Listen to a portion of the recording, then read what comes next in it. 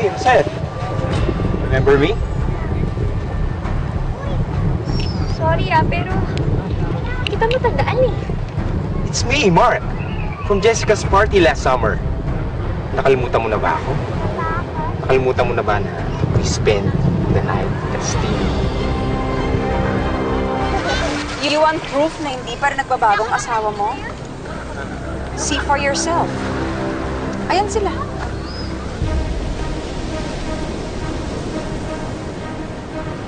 Kuya, yung kamay mo! Kung saan naman dumadapo! Bakit naman ganyan? Di ba dati okay lang naman na hinahawak-hawakan kita? Gusto-gustong pang hawakan. Ano ba? Ang bastos mo ah! Anong akala mo sa akin? Pamigay? Hoy, may pamilya ako at masaya ako sa pamilya ko. May asawa ako at mga anak ako. Ang gyapang mo, ha?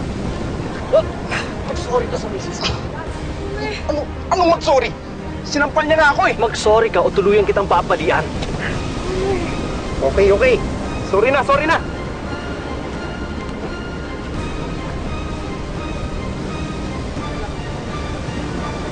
Nasaktan ka ba? Okay lang ako. Salamat ah.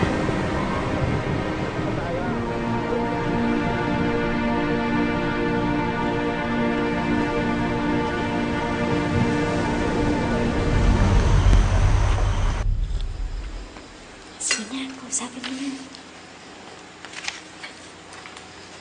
Dad?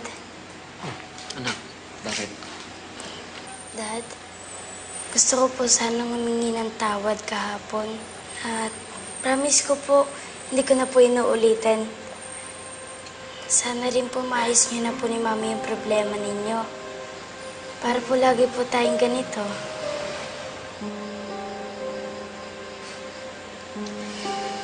Anak, kalimutan na lang natin yung nangyari kagabi.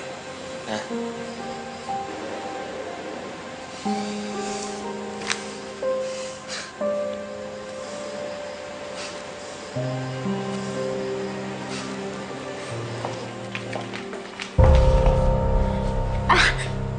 Ate, nasasaktan ako.